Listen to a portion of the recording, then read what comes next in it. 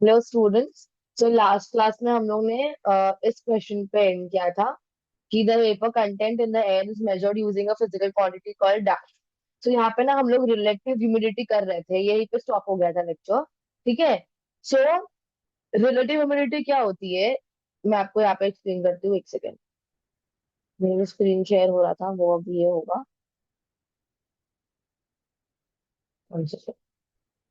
Yes.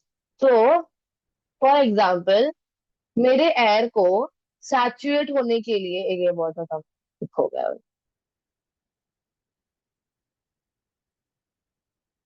मेरे air को saturate होने के लिए इन केस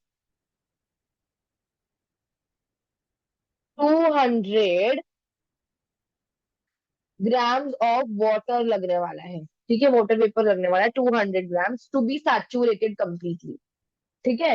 लेकिन मेरे एयर के अंदर समझो आप लोग 150 ग्राम्स ही वाटर है। ठीक है, कितना ग्राम्स वाटर है? 150 ग्राम्स। तो मैं इसका रिलेटिव ह्यूमिडिटी कैसे निकालूंगी? देखो, 150 मतलब जितना हमारे पास एयर में वाटर वेपर है 150 डिवाइडेड बाय 200। तो ये रिलेटिव कैसे हुआ? देखो, हम 200 के कंपेयर में निकाल रहे हैं इसकी ह्यूमिडिटी, इसीलिए ये क्या हो गया? Relative humidity. इसको अभी आप मल्टीप्लाई बाय 100 करोगे, मल्टीप्लाई बाय 100 तो आपको परसेंटेज में मिल जाएगा रिलेटिव ह्यूमिडिटी। तो ये जीरो कट, जीरो कट, ये भी जीरो कट, ये भी जीरो। सो आपका आंसर क्या आएगा? 75%। इसका मतलब क्या? कि आपकी जो एयर है वो 75% सैचुरेटेड है। इसको फुल्ली सैचुरेट होने के लिए 25% और वाटर वेपर चाहिए। समझा? अगर इन केस इसी 200 ग्राम्स ऑफ वाटर ही लगता, और अगर इसके अंदर सिर्फ 50 ग्राम्स होता एयर के अंदर वाटर वेपर, तो आंसर क्या आता? उस केस में आंसर आता 50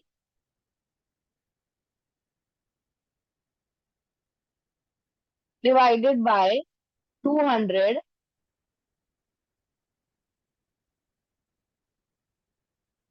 मल्टीप्लाइड बाय 100।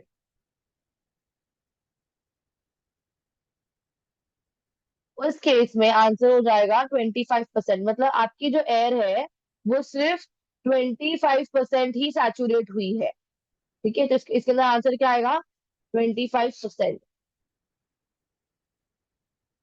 ठीक है। तो रिलेटिव ह्यूमिडिटी अगर 60% से ज्यादा हुई तो हम लोग क्या बोलेंगे? एयर क्या है? हॉट एंड ह्यूमिड है। हमारा एनवायरनमेंट कैसा है? हॉट एंड ह्यूमिड है। और अगर वो 60% से कम हुई तो हम लोग क्या बोलेंगे? आपकी एयर ड्राई है। तो मुझे बताओ, 75% के केस में क्या होगा? Air hot and humid. और 25% के केस में क्या होगा? आपकी एयर क्या होने वाली है? ड्राई होने वाली है, कोल्ड एंड ड्राई। ऐसे आप लोग को एग्जाम में आ सकता है क्वेश्चन कि इसकी रिलेटिव ह्यूमिडिटी निकालो, फिर बताओ कि ये हॉट एंड ह्यूमिड एनवायरनमेंट है या कोल्ड एंड ड्राई एनवायरनमेंट है। तो accordingly you need to answer. Okay, तो हम लोग नेक्स्ट नेक्स्ट क्वेश्चन के ऊपर जाते हैं। और ड्यू पॉइंट क्या होता है? ड्यू पॉइंट एक ऐसा टेम्परेचर होता है जहां पे एयर आपकी है ना फुल्ली सैचुरेट हो गई है। अगर उस टेम्परेचर से नीचे टेम्परेचर किया जरा भी, तो आपका जो वाटर वेपर है वो वाटर के फॉर्म में बाहर, ड्यू ड्रॉप्स के फॉर्म में आपको बाहर मिलेगा। बिकॉज टेम्परेचर कम करने पे water holding capacity of water भी क्या हो जाती है? डिक्रीज हो जाती है। ठीक है, जस्ट गिव मी 1 सेकेंड।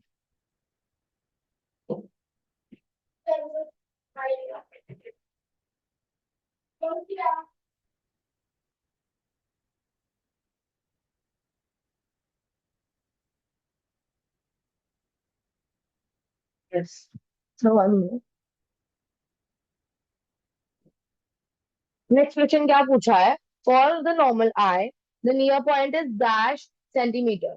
अभी मैं आपको ना चैप्टर नंबर 7 का एग्जैक्ट पेज दिखा देती हूँ जहाँ पे ये बोला है। इसका आंसर 25 सेंटीमीटर ही आएगा, लेकिन क्या कॉन्सेप्ट है I will explain you there.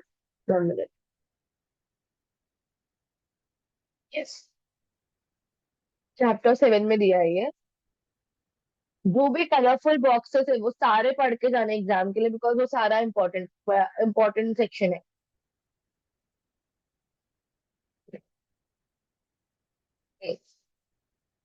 A minimum distance of an object from a normal eye at which it is clearly visible without stress on the eye is called as minimum distance of distant vision. भाई क्या बोल रहे हैं? ऐसा distance, ऐसा minimum distance जहां पे अगर ऑब्जेक्ट रखा है तो आपके आंख को देखने में तकलीफ नहीं हो रही है, उसको आप लोग क्या बोलोगे? Minimum distance of distance vision. The position of the object at that distance is called the near point of the eye। वो उस पोजीशन पे, मतलब जहां पे वो ऑब्जेक्ट रखा है, वो पोजीशन को क्या बोलेंगे आप लोग? Near point of the I. For example समझो कि मेरा एक नॉर्मल आई है, मैं एक हाइपोथेटिकल मतलब फॉल्स कंडीशन ले रही हूँ, ठीक है? और मेरे आंख को अगर 1 मीटर पे रखेंगे ना कोई चीज, तो उसको क्लियरली मेरी आंखों को प्रॉपरली दिखता है, तो मैं क्या बोलूंगी उस पोजीशन को? नियर पॉइंट ऑफ द आई। उस डिस्टेंस को मैं क्या बोलूंगी? नियर पॉइंट ऑफ द आई। मतलब वो जो जगह है, वहां से आपकी आंखों को सारा चीजें क्लियरली दिख रहा है, ठीक है? तो देखो मैं फिर से पढ़ती हूँ। The position of the object at this distance, मतलब जिस जगह पे वो ऑब्जेक्ट को रखेंगे उसको आप लोग क्या बोलोगे? नियर पॉइंट ऑफ द आई। मतलब जिस जगह पे वो ऑब्जेक्ट रखा होगा, फॉर एग्जाम्पल मेरे लिए वो 1 मीटर दूर होगा, 1 मीटर दूर जहां पे वो ऑब्जेक्ट रखा होगा उसको आप लोग क्या बोलोगे? Near point of the I. And for a normal human I the near point is 25 centimetre. मतलब अगर आपके 25 सेंटीमीटर तक कोई चीज रखी है, 25 सेंटीमीटर पे कोई चीज रखी है, तो आपकी आंख उसको बिना किसी स्ट्रेस दिए, आप आंखों को स्ट्रेस दिए वो आप प्रॉपरली देख पाएगी, ठीक है? The farthest distance of an object from a eye at which it is clearly visible without a stress on a eye is called as farthest distance of distant vision. मतलब क्या?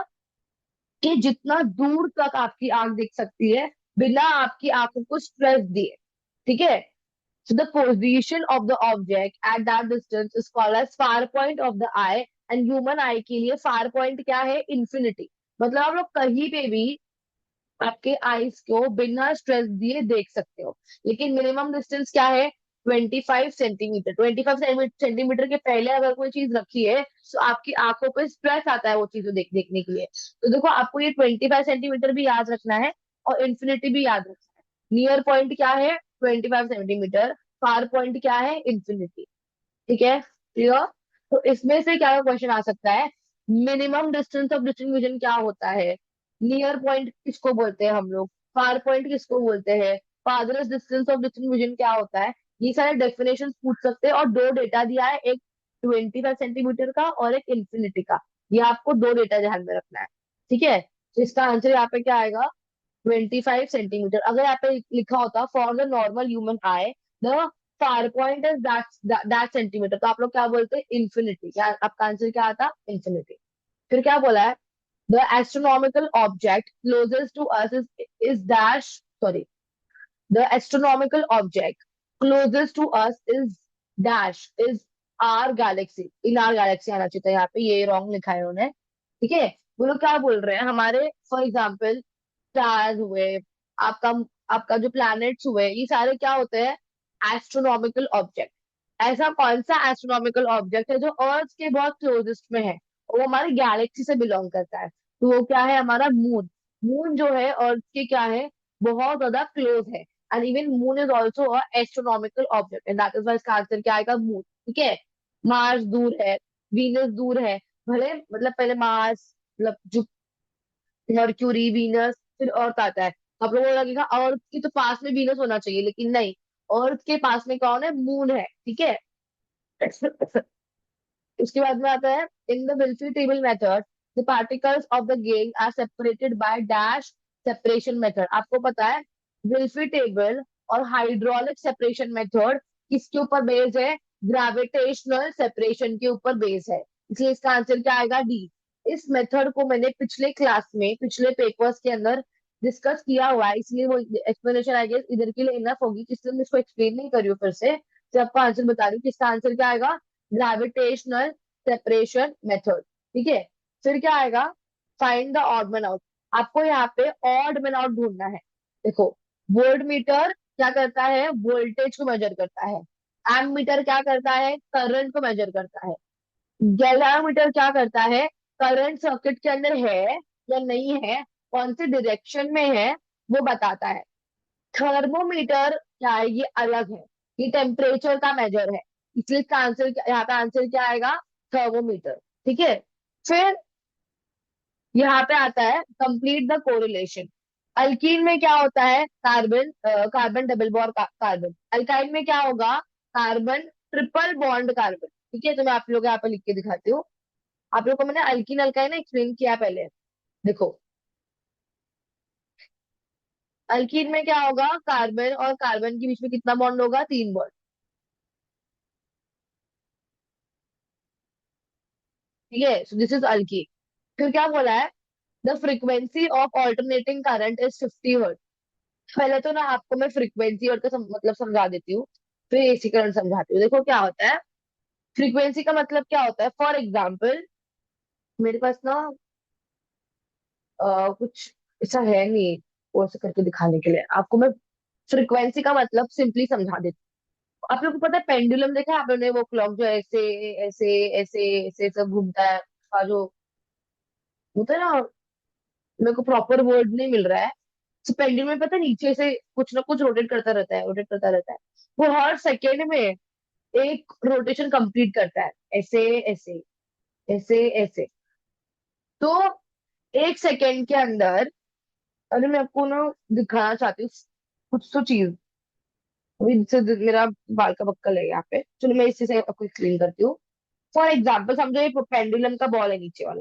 ठीक है, ये यहाँ से स्टार्ट किया, इसने यहाँ से रोटेट किया, फिर ये पीछे गया, फिर ये ओरिजिनल पोजीशन पे वापस आया।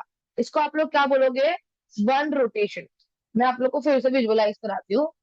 मैं एक काम करती हूँ, आप लोग को ड्रॉ करके दिखाती हूँ, ज्यादा आपको समझ में आएगा शायद। ठीक है,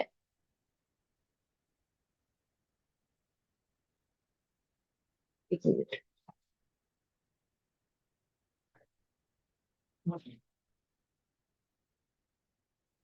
हम्म,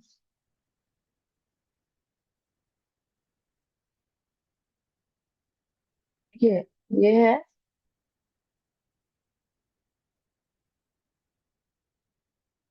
एक minute.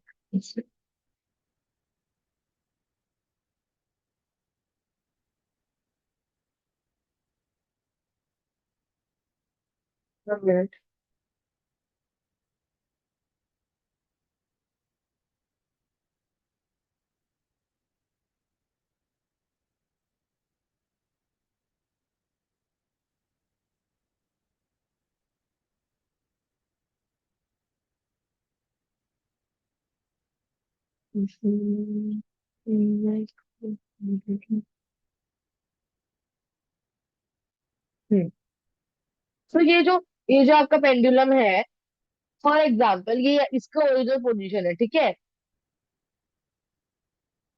One minute।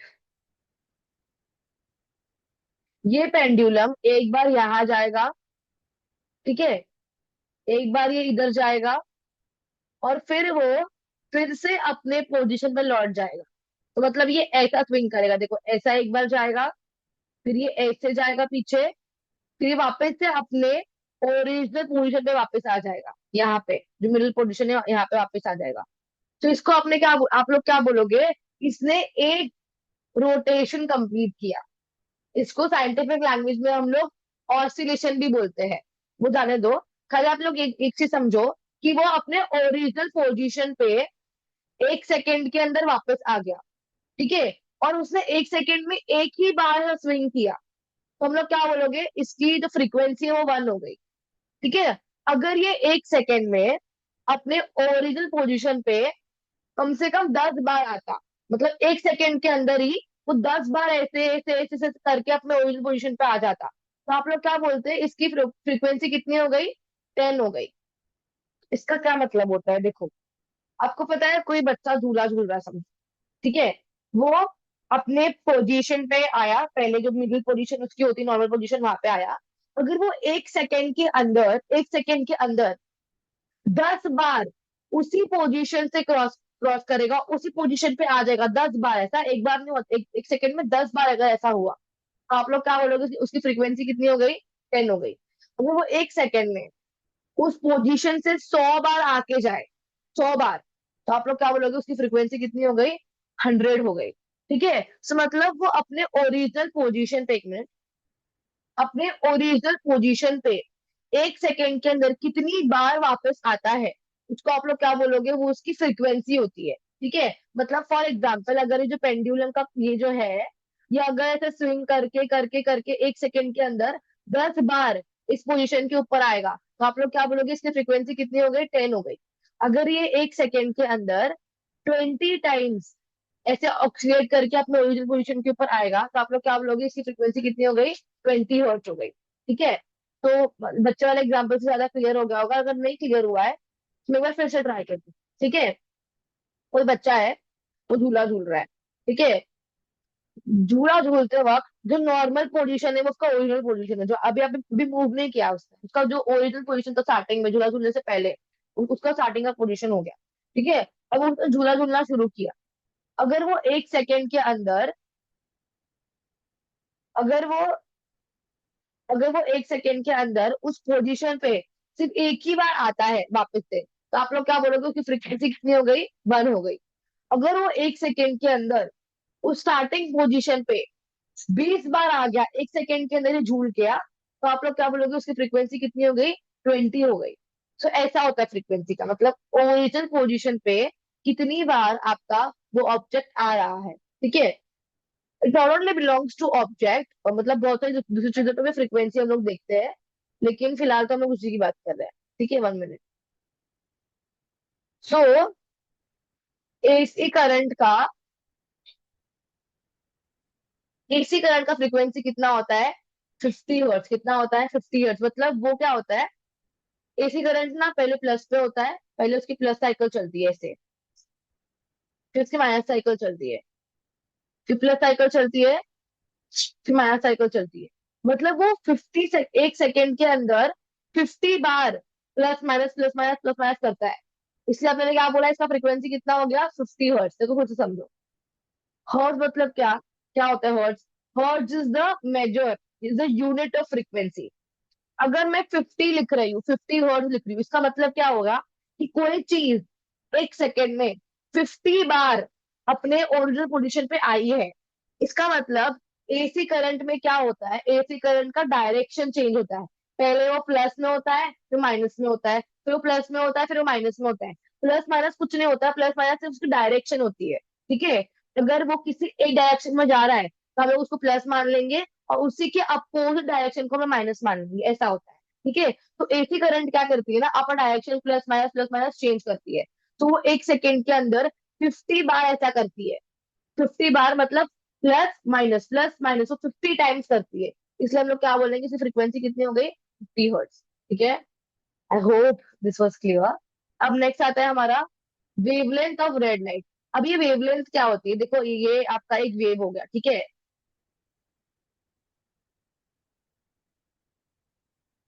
This is your wave. 1 minute में इसको इरेज करके बनाती हूँ। रुको मैं ना डायग्राम दिखा देती हूँ, एक बार एक काम करती हूँ।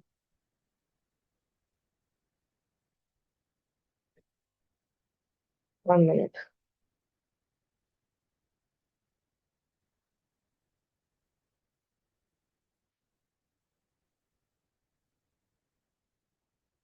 देखिए,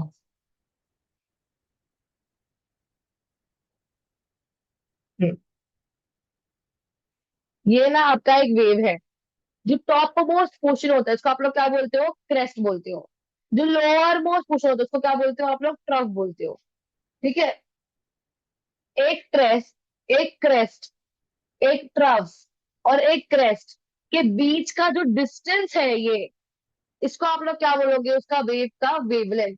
मतलब देखो, यहाँ पे कुछ तो ड्रॉ करने के लिए है नहीं, लेकिन ये एक क्रेस्ट है, ये ट्रफ है, ये अगेन एक क्रेस्ट है। तो ट्रफ क्रेस्ट के बीच का जो डिस्टेंस होता है उसको आप लोग क्या बोलते हो, वेवलेंथ बोलते हो। ठीक है, तो आपको इस केस में क्या पूछा है, इस केस में आपको रेड लाइट का वेवलेंथ पूछा है। ठीक है, तो 1 मिनट।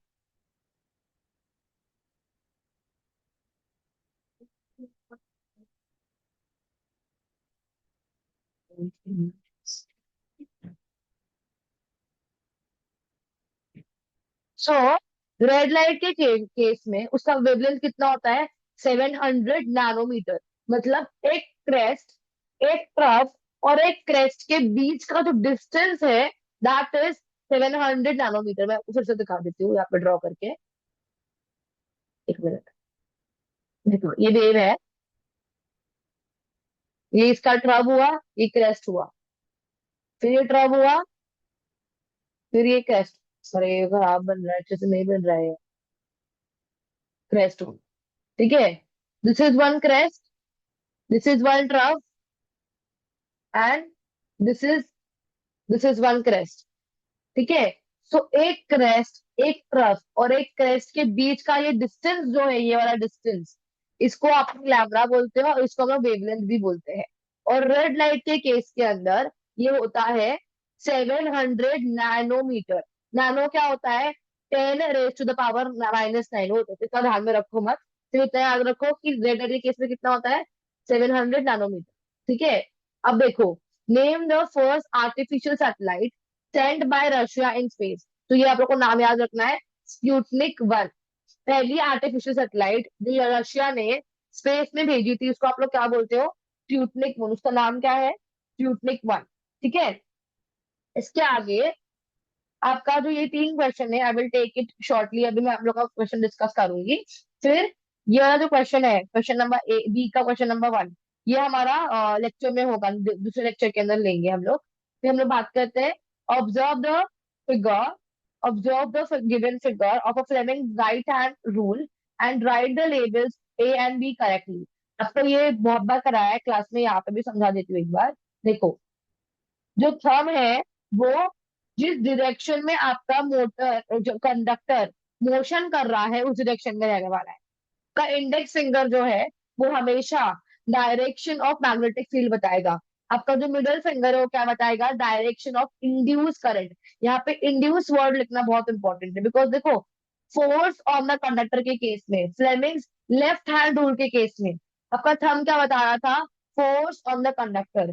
आपकी इंडेक्स फिंगर क्या बता रही थी, direction of the magnetic field. आपकी मिडिल फिंगर क्या बता रही थी, डायरेक्शन ऑफ करंट। इसीलिए यहाँ पे इंड्यूस करंट लिखना बहुत जरूरी है। ठीक है, नेक्स्ट क्वेश्चन क्या बोला है, observe the graph and answer the following question. अब देखो ये ग्राफ किसके ऊपर दिया है, ये ग्राफ दिया है एनामलस बिहेवियर के ऊपर। देखो मैंने आप लोग को पहले भी एक्सप्लेन किया है, टेम्परेचर के बढ़ने पे कोई भी लिक्विड नॉर्मली अपना वॉल्यूम इंक्रीज करती है। क्या करती है, अपना वॉल्यूम इंक्रीज करती है, मतलब फैलती है। आप सोचो ना, आपने से भी गैस पे पानी रखा फॉर एग्जाम्पल, पानी गर्म करने पे जो वाटर है वो इवेपोरेट होके गैस बन गया। अब गैस को स्टोर करने की ज्यादा जगह लगती है, तो हम लोग क्या बोलेंगे, वाटर ने अपने वॉल्यूम को इंक्रीज किया। कब इंक्रीज किया, टेम्परेचर के बढ़ाने पे। लेकिन वाटर ना एक अजीब बिहेवियर शो करता है। अगर उसका टेम्परेचर 0 डिग्री से 4 डिग्री तक बढ़ाया, उस केस में वो अपना वॉल्यूम इंक्रीज नहीं करता, उस केस में वो अपना वॉल्यूम डिक्रीज करता है।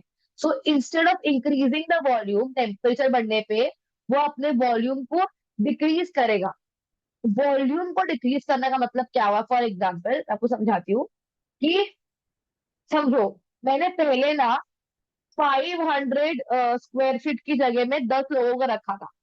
ठीक है, अब मैंने क्या किया, 50 स्क्वायर फीट की जगह में मैंने 10 लोगों को रख दिया, मतलब मैंने वॉल्यूम डिक्रीज कर दिया। तो अब डेंसिटी बढ़ जाएगी ना। देखो 500 स्क्वायर फीट की जगह में 10 लोग दिखाई नहीं देंगे, लेकिन 50 स्क्वायर फीट की जगह में 10 लोग दिखाई देंगे, लेकिन नहीं दिखाई देंगे, दिखाई देंगे। मैं क्या बोलूंगी, इस केस में मैंने डेंसिटी इंक्रीज कर दिया। मैं डेंसिटी कैसे इंक्रीज किया, मैंने वॉल्यूम को डिक्रीज किया, मैं डेंसिटी क्या हो गई, इंक्रीज हो गई। इस केस में भी ऐसे ही होने वाला है। वाटर जो है 0 से 4 डिग्री सेल्सियस तक पानी गर्म करने पर वो अपने वॉल्यूम को डिक्रीज करेगा, अपनी डेंसिटी को क्या करेगा, इंक्रीज करेगा, और वाटर की जो डेंसिटी है वो 4 डिग्री सेल्सियस पे मैक्सिमम होने वाली है। ठीक है। तो यहाँ पे पूछा है, name the process represented in the figure. इस फिगर में कौन सा प्रोसेस रिप्रेजेंट किया गया है, इस फिगर के अंदर रिप्रेजेंट किया गया है एनामेलस बिहेवियर ऑफ वाटर। और ये किस टेम्परेचर के ऊपर ये बिहेवियर शो करता है वाटर? 0 degree to 4 degree. यहाँ पे लिखो आप लोग, 0 to 4 लिखना, 4 डिग्री मत लिखना। यहाँ पे लिखना 0 degree Celsius to 4 degree Celsius. ठीक है। आगे बोला है, complete the given chemical reaction. इस चैप्टर में से ना ऐसा क्वेश्चन आना बहुत एक्सपेक्टेड है। ठीक है। Complete the given chemical reaction and answer the following questions वगैरह। यहाँ पे क्या बोला है, इसको आपको कंप्लीट करना है। आपको याद है कि ये जो आयरन है वो रिएक्टिविटी सीरीज में कॉपर से ऊपर आता है, तो वो क्या करेगा, कॉपर को उसके कंपाउंड से डिस्प्लेस कर देगा, खुद क्या बन जाएगा, FeSO4, एंड Cu को क्या कर देगा, अकेले छोड़ देगा। ठीक है। तो कौन से टाइप का रिएक्शन हुआ ये? Single displacement reaction. ठीक है। तो इतना ही आप लोग को बताना था। फिर आपको बताना है, right a short note on alloying. Alloying क्या होता है, अलॉय क्या होता है? देखो अलॉय पता है क्या होता है, दो तीन डिफरेंट डिफरेंट मेटल को जब हम लोग मिला देते हैं, दो तीन डिफरेंट मेटल्स या कुछ नॉन मेटल्स को साथ में मिला देंगे ना, तो अलॉय बनता है। अलॉय हम लोग क्यों बनाते हैं? अलॉय जो होता है ना, उसका जो मेल्टिंग पॉइंट होता है वो बहुत ज्यादा हाई होता है, मतलब वो जल्दी से ना मेल्ट नहीं होने वाला है। ठीक है। अलॉय ज्यादा रेजिस्टेंस देता है करंट को। आपको याद है nichrome as a alloy which is use in making coil and everything, बोलते हैं ना आप, हीटिंग सब्सटेंस में हम लोग नाइक्रोम यूज करते हैं। क्यों यूज करते हैं? बिकॉज अलॉय जो होता है वो ज्यादा रेजिस्टेंस देता है। ठीक है, इसीलिए हम लोग अलॉय बनाते हैं। अलॉय क्या होता है? It is the homogeneous mixture formed by mixing a metal with other metal or non-metal in a certain proportion is called as alloy। ठीक है। तो अलॉय क्लियर हो गया। नेक्स्ट आता है, ये देखो आपको बताओ मैं एक चीज, आपका जो टेक्स्ट बुक में चैप्टर नंबर 8 है,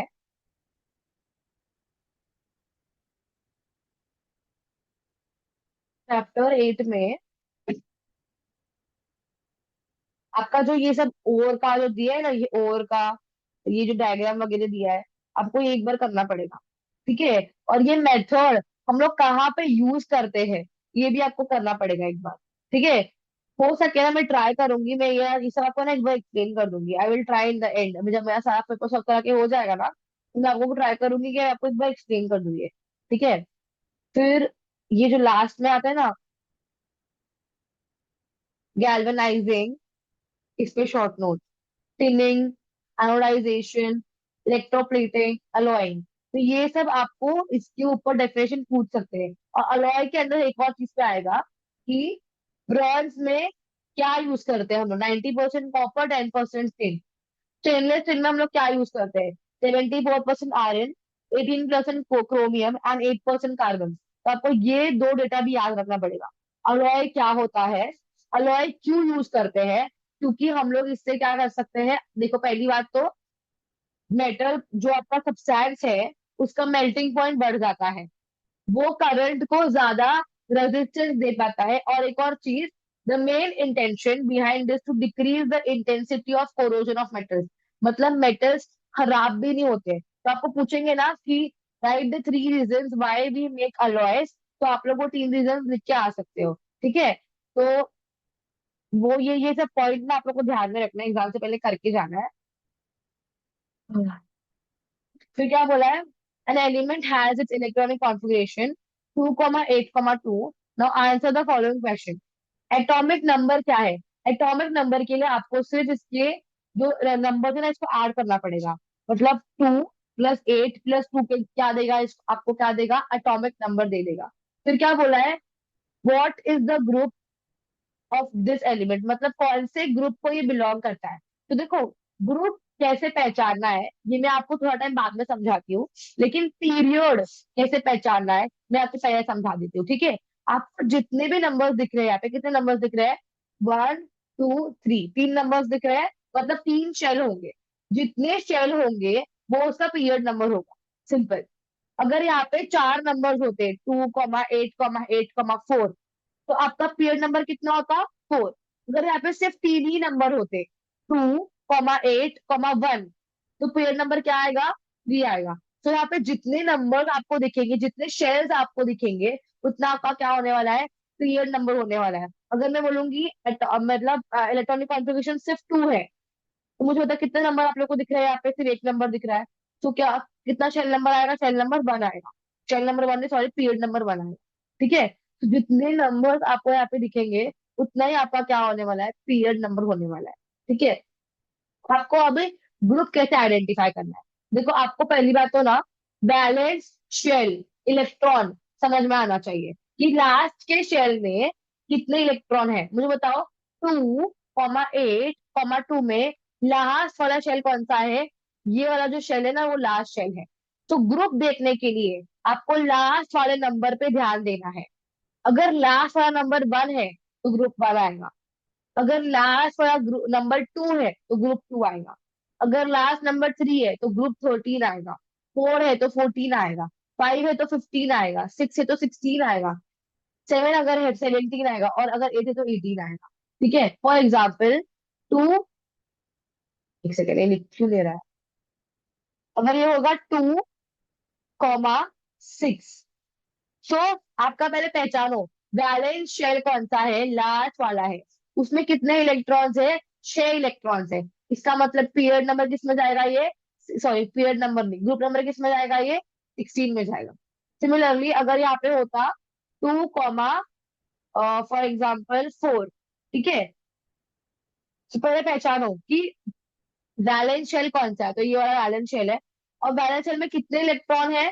4 इलेक्ट्रॉन है। तो ये कौन से ग्रुप में जाएगा? ग्रुप नंबर 14 में जाएगा।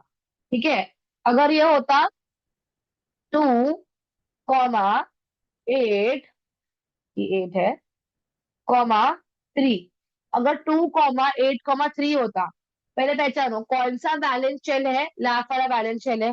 उसमें कितने इलेक्ट्रॉन्स है? उसमें 3 इलेक्ट्रॉन्स है। तो कौन सा ग्रुप आ जाएगा? ग्रुप नंबर 13 आएगा। क्लियर? तो देखो, इस केस के अंदर लास्ट का शेल कौन सा है? ये वाला शेल है। इसमें कितने इलेक्ट्रॉन्स आ रहा है? 2 इलेक्ट्रॉन्स आ रहा है। इसका मतलब ग्रुप नंबर क्या आएगा? 2 आएगा। ठीक है, मैं इसको इरेज कर देती हूँ 1 मिनट।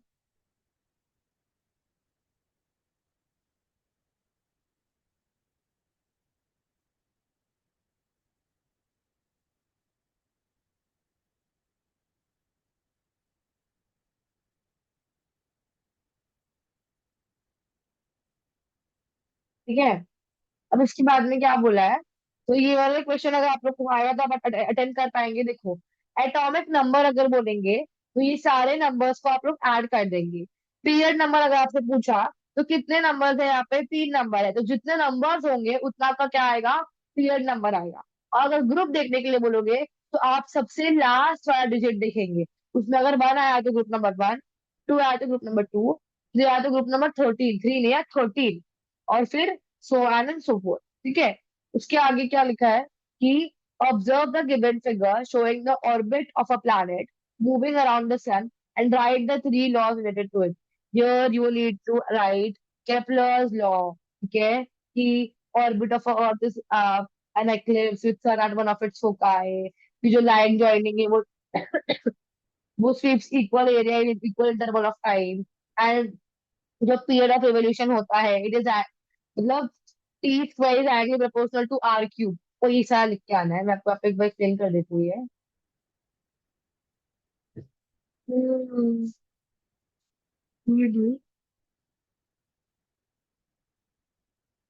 देखो, केपलर्स लॉ आपको बहुत अच्छी तरीके से पता होगा वो लॉ, लेकिन फिर भी कोई बात नहीं।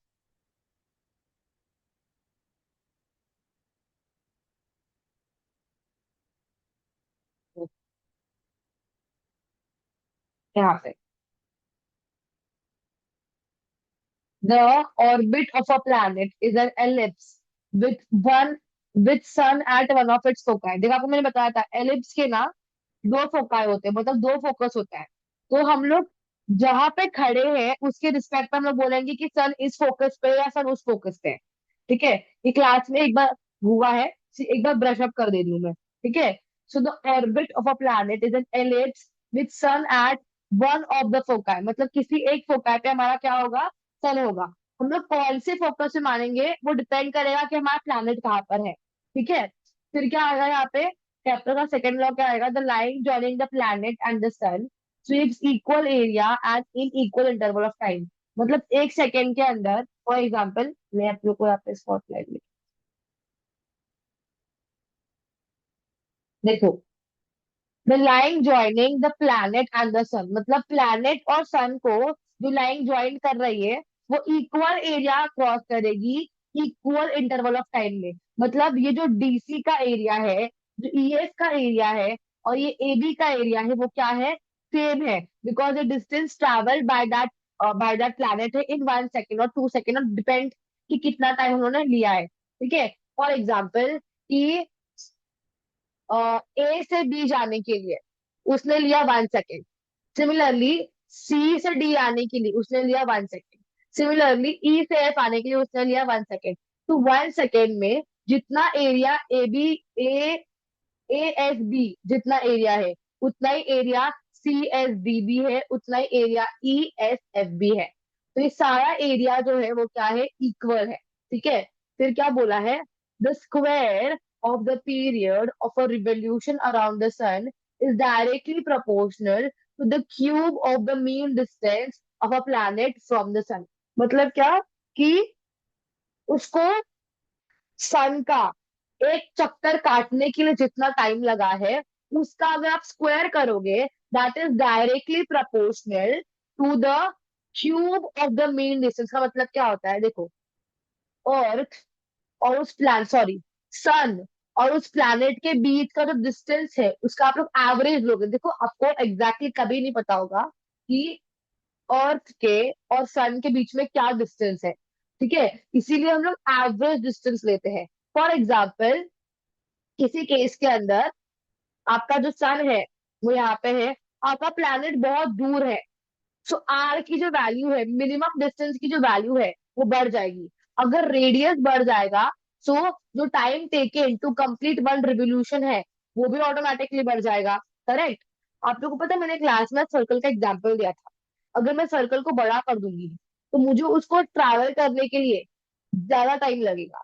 अगर मैं सर्कल को छोटा रखूंगी तो उसको कंप्लीट करने के लिए मुझे कम टाइम लगेगा। तो इसी के बारे में बात कर रहे हैं कि अगर हमारे सन का और उस प्लैनेट का डिस्टेंस बढ़ गया तो उसको उस प्लैनेट को सन के आसपास का एक चक्कर कंप्लीट करने के लिए ज्यादा टाइम लगेगा। That is why they are directly proportional. ठीक है, देखो, फॉर एग्जाम्पल कि मैंने जो सर्कल चूज किया है भागने के लिए वो बहुत बड़ा है, सो उस सर्कल को कंप्लीट करने के लिए मुझे ज्यादा टाइम लगेगा। और मैंने जो सर्कल चूज किया है भागने के लिए वो बहुत छोटा है, तो उसको कंप्लीट करने के लिए मुझे कम टाइम लगेगा। तो उसी चीजों को रिलेट कर रहा है यहाँ पे, the square of its period of revolution around the sun is directly proportional to the cube of the mean distance of the planet from the sun. ठीक है, आपको ये तीन ही लॉ लिख के आना है। ठीक है, और कंप्लीट हो जाएगा। अगर आपको पता है कभी कभी कोई कोई केस के अंदर ना आपको न्यूमेरिकल पूछ सकते हैं, इसके ऊपर क्या न्यूमेरिकल पूछेंगे ना, मैं आपको न्यूमेरिकल वाले वीडियो में कराऊंगी। ठीक है, अब आते हैं हम लोग नेक्स्ट वाले पे। सो आपको इसको रीड करना, आपको पता है ये पैसेज वाला क्वेश्चन ना आप लोग के एग्जाम में आ ही रहा है। मतलब एक पेपर छोड़ के, दो पेपर छोड़ के वो लोग पूछ रहे हैं, तो ये आने की चांसेस थोड़े हैं। ठीक है, so the home electrical connection consists of live, neutral and earth wire। हमारे घर के कनेक्शन में तीन वायर होता है, लाइव वायर, न्यूट्रल वायर और अर्थ वायर। आप लोगों को पता है अर्थ वायर ब्लैक कलर के अंदर होता है, ब्लैक कलर में अर्थिंग का वायर होता है। ठीक है, the live and the neutral wire have a potential difference of 220 volt. तो लाइव वायर में और न्यूट्रल वायर के बीच में there is a potential difference of 220 volt। The earth is connected to ground। जो earth wire है वो ground से connected होता है। Due to a fault in the equipment or if the plastic coating on the light and the neutral wire gives away, the two wire comes in contact with each other, a large current flows through it producing heat। अगर live wire का और neutral wire की ऊपर की plastic की covering अगर निकल गई और वो वायर एक दूसरे के कांटेक्ट में आ गए, तो बहुत ज्यादा अमाउंट में करंट आगे फ्लो होगा। और अगर करंट ज्यादा फ्लो होता है, आपको पता है, हीट भी ज्यादा प्रोड्यूस होती है, right? If any inflammable material such as wood, cloth, plastic, etc. exist around that place, it can catch fire.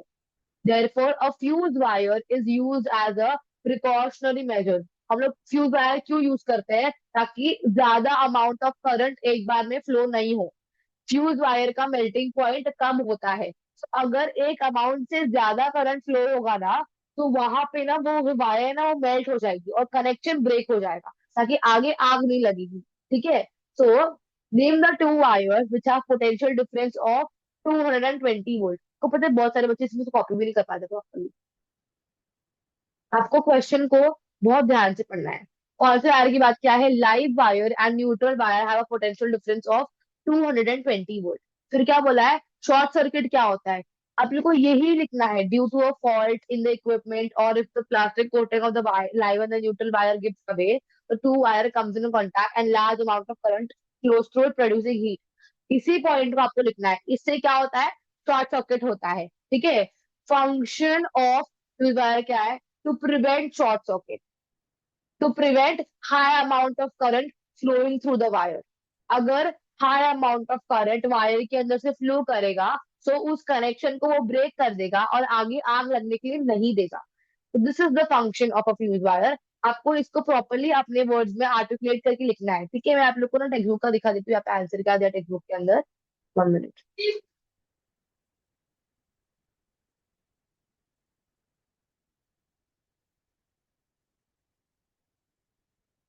Fuse wire का क्या आंसर दिया है?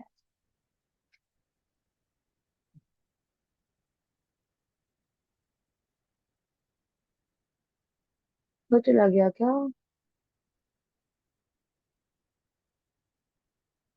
1 मिनट। हाँ, यहाँ पे है। आपको ना ये वाला पैराग्राफ उठा के दिया है, देखो, ये वाला पैराग्राफ उठा के दिया है। ठीक है? मैं देखो, as soon as high current flows in the circuit, the fuse wire melts and break the circuit and any mishap is avoided. आपको ये वाला आंसर ही लिख के आना है। आपको पूछा जाएगा कि ये मिनिएचर सर्किट ब्रेकर क्या होता है, इसका फंक्शन क्या होता है, ये वाला करके जाना अच्छी तरीके से। आपको पूछेंगे गैल्वानोमीटर का फंक्शन क्या होता है, to detect the direction of the current. ठीक है? वो आपको यहाँ पर लिख के आना है। तो यहाँ पे आपको कुछ कुछ इंस्ट्रूमेंट्स के बारे में पूछेंगे कि इसका क्या यूज है, इसका क्या मतलब है, आपको ये लिख के आना एग्जाम के अंदर। ठीक है? 1 सेकेंड। कुछ और कौन से क्वेश्चंस आ सकते हैं वो मैं ध्यान में कर रही हूँ। आपको इसको डिराइव करने के लिए पूछ सकते हैं। ठीक है? ये डेरिवेशन हम लोग न्यूमेरिकल वाले क्वेश्चन चैप्टर के अंदर करेंगे, वीडियो के अंदर करेंगे। एक सेकेंड। ये वाला पॉइंट आपको लिख के आना है। As soon as high current flows in the circuit, the fuse wire melts and break the circuit and any mishap is avoided. ठीक है? Many times, particularly in the summer season, used electrical power is used in the evenings due to home lighting, fan, air conditioners, use of electricity in shop, etc. As a result, excessive current is drawn from the transformer supplying the electricity, and if the capacity of the transformer is inefficient, the fuse wire melts and supply get shut down. आपको पता है कभी कभी गर्मियों के time में बहुत बार light जाती है, ये इसी वजह से होता है कि सप्लाई जो ट्रांसफार्मर होता है, उसके अंदर से बहुत ज्यादा करंट एक बार में मतलब डिमांड की जाती है। और ज्यादा करंट एक बार में अगर फ्लो होगा, तो ज्यादा हीट एनर्जी प्रोड्यूस होगी, और हीट एनर्जी से क्या होगा? वायर मेल्ट हो जाएगी, और वायर अगर मेल्ट हो जाएगी तो करंट का सप्लाई क्या हो जाएगा? स्टॉप हो जाएगा। ठीक है? So such events occur due to overloading. तो आपको पूछेंगे ना क्वेश्चन के अंदर कि ऐसा हो रहा है, वो किस वजह से हो रहा है, मतलब ट्रांसफार्मर में से फ्यूज वायर ब्रेक हो गया, ये क्यों हुआ? That has happened due to overloading. ठीक है? और आपको यहाँ पे इस डू यू नो में से क्वेश्चन पूछेंगे। These days miniature circuit breakers which is are used in homes when the current in the circuit suddenly increases, this switch opens and current shuts, current stops. Different types of miniature circuit breakers are in use for the entire house. However, the usual fuse wire is used. अभी ये सब ध्यान में मत रखो, खाली इतना ध्यान में रखो कि ये एमसीबी का फुल फॉर्म क्या होता है। एमसीबी का काम क्या है? When the current in the circuit suddenly increases, this switch stops. This switch opens and the current stops. तो ये वाला पॉइंट आपको याद याद रखना है इसके बारे में।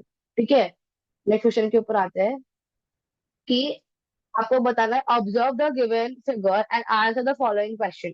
Name the process represented by the figure, state the two laws related to the process. आपको इसमें से पहले ऑब्जर्व करना है कि कौन सा प्रोसेस बताया गया है, फिर आपको इसका लॉ, जो इससे रिलेटेड जो लॉ है वो भी आपको लिखना है।